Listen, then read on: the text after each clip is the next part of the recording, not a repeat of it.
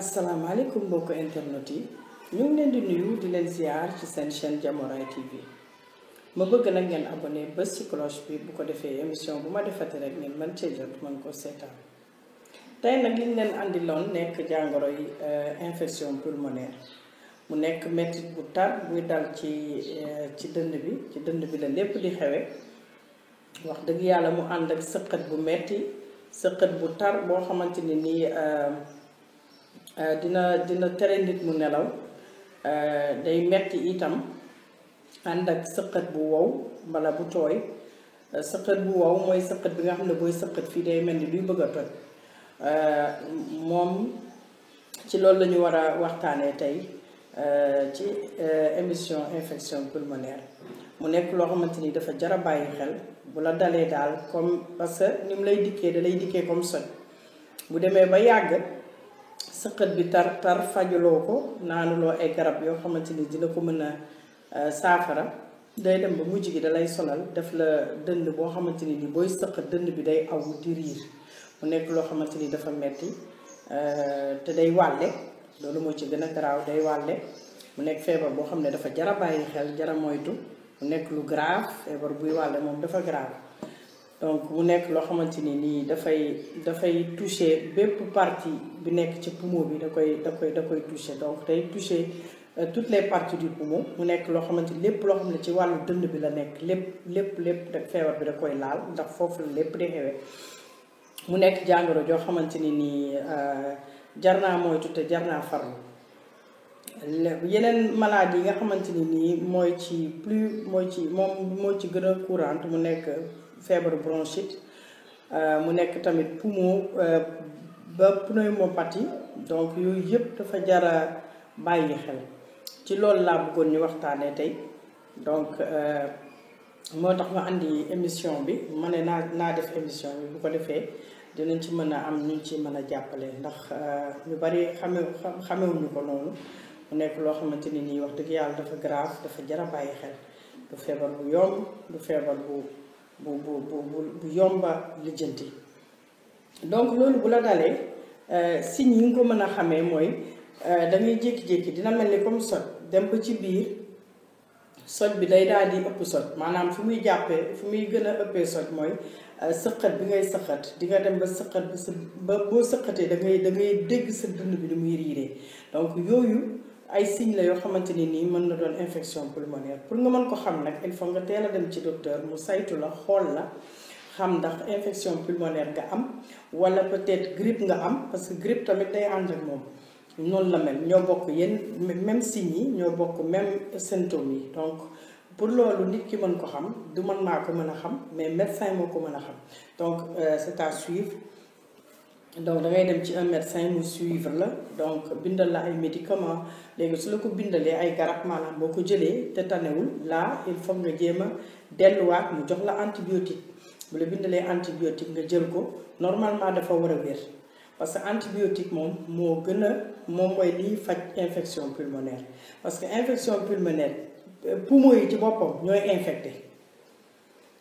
loolu mooy wax ci poumon yi ci boppam mooy infecté donc loolu pour nga mën ci wér il faut nga seeti ñi nga xam ne ñoo ci gën a xarañ ñu ci mel ni docteurs yi wala pneumologue yi ñu xool la donc pour ñu mën a saytu sa poumon yi xool ba xam ndax li ci nekk vraiment mën nañ koo faj wala déet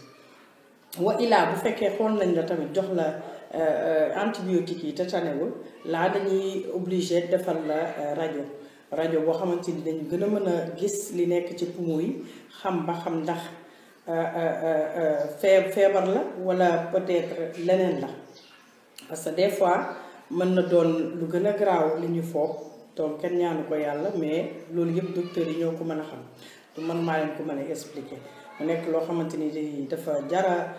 bàyyi xel te bu ku mu mënti dal rek nga jéem ci teel a farlu dem ci seeti médecin yi ñoo la ci mën a jàppale. donc ba tey ci cadre infection bi ñuy wax mu nekk infection des poumons donc loolu ni ko nit di mën a attraper mooy le plus souvent day manifester comme grippe wala mu manifester comme rhume donc mu nekk loo xamante ni nii da nga koy inhaler maanaam da nga koy jàllale sa bakkan mu ñëw ci particules contaminées yi mu nekk fii ci dënd bi dans certains cas dafay survenir après une infection respiratoire mu nekk loo xamante ni nii infection la boo xam ne yow da nga ko nooyi donc boo ko nooyee mu dugg ci dënd bi ñëw tag foofu ñëw ci alvéole yi ak ci poumon yi donc mu nekk loo xamante ni fa lay toog di jur parce que bactéries yi ñëpp xam nañ ne ni muy juree dafa gaaw donc foofu lay nekk di jur ba mujj gi da lay tere sa dënd bi ngay nooyi bu baax wala mu ñëw jàpp ci put bi def comme genre boule angine donc yooyu yëpp ay bactéries la moo tax ñu naan jàngoro ji dafay wàllante maanaam boo gisee nit ku am grippe vaut mieux yow ngay desal nga boo bu la leeree ne nit ki daf la bëgg a nuyu vaut mieux nga bañ ko nuyu wala nga laal sa loxo yi ak gel donc antiseptique bu ko defee nga mën koo nuyu au cas contraire nga nuyu ko nii rek dem wala nga bañ ko jege de toute façon daal fexeel ba sëqatam ak niisam ak ñoom seen yooyu bu mu la jegee parce que bu la jegee rek dafa gaaw a wàlle dafa gaaw a contaminé donc feebar la boo xamante ni nii moom ci cadre contact bu yaram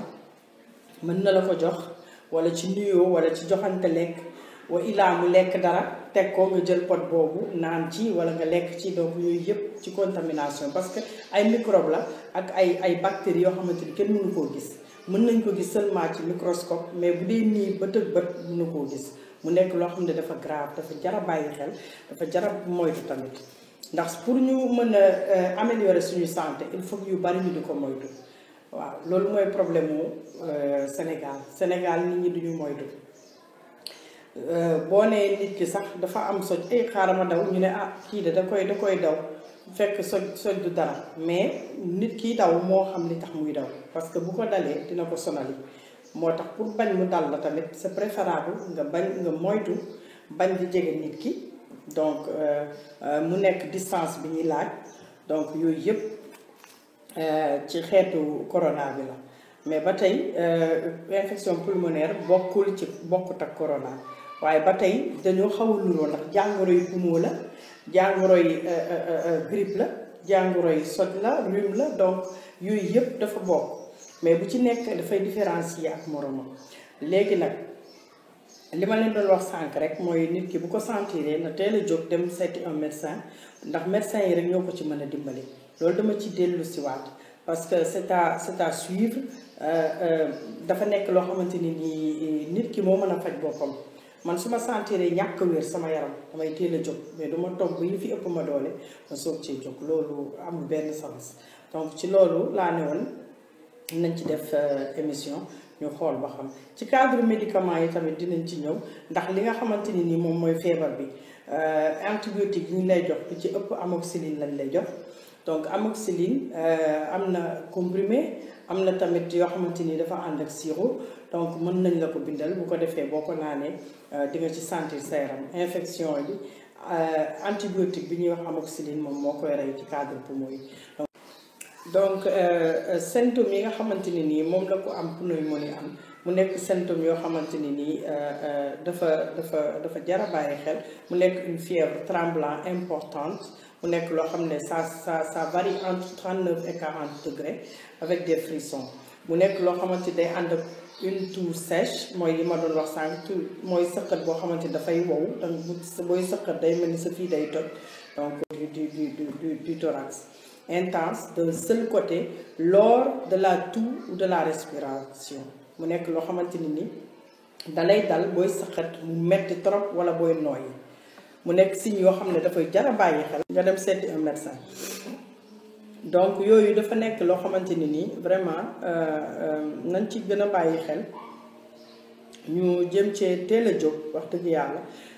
pour yooyu bañ ñu dal léegi nag différence su pneumopathie ak pneumonie moom laa leen bëgg a expliquer mu nekk différence su quelle est la différence entre la pneumopathie et la pneumonie. Il s'agit d'une infection aiguë du poumon liée aux microbes. mu nekk loo xamante ni nii infection la boo xamante ni nii dafay aiguë lay doon bu nekk ci poumon yi infection buy xewee ci poumon yi aiguë lay doon mais ba pare ay microbes ñoo koy waral. On peut aussi parler d'infection parachymateuse mu nekk loo xamante ni nii pulmonaire elle est appelée pneumonie donc pneumonie moo nekk loo xamante ni nii infection parachymateuse la pulmonaire moom la ñuy woowee pneumonie mu nekk loo xamante ni nii moom dafay xewee ci dënn bi di metti donc mu def nit ki ay sëqët yu tar ànd ak fièvre ànd ak ñoom seen metti ak ñoom lépp daal lu nit xalaat ne nit ki mën na koo dal pour ñu ne feebar na rek day dale ko am pneumonie donc mu nekk loo xamante ne ni vraiment douleur bu tar la bu ànd ak ay sëqët bu ànd ak fièvre mu nekk loo xamante ni wax dëgg yàlla dafa metti daal. donc pour ñu ñëwaat ci ni ñu mën a def tamit ba loolu bañ ñoo dal mooy ñu jël suñuy matuwaay rek mooy li ma doon wax sànq donc nekk loo xamante ni nii vraiment metti na donc dafa jar a bàyyi xel. beneen bi mooy infection pulmonaire nu ñuy def ba faj ko naturellement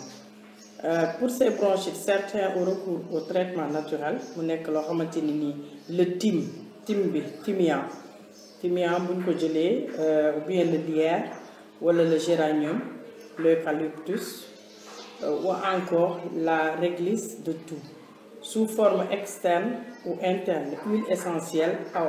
aussi infusion. donc mu nekk loo xamante ni nii xeetu thé yi ma fi wax yëpp comme thymian lierre ak géranium wala eucalyptus mën nga ko def sous forme de thé nga di ko naan loolu tamit dina la ci dimbali. wa ilaa nga jël jinjeer bi boole ko ak laaj bi boole ko ak laurier bi def ci sa naanaa nga baxal ko def ci lem nga di ko naan loolu tamit mën na ko faj naturellement parce que laaj dafa baax ci infection laurier tamit moom tamit daf ci baax ak jinjeer donc yooyu yëpp mën na ko faj naturellement. loolu daal laa ne woon dama leen koy baaxe ci infection pulmonaire di leen ñaan ñu farlu jóg ci suñu wér-gu-yaram di leen jaajëfal ci seetaan bi ngeen ñuy seetaan di leen wax vraiment kontaan nañ ci commentaire yi ngeen commenter encore une fois ngeen partager vidéo yi ngeen aimé ko ñu ngi ñëw ak yeneen émission yu doy waar.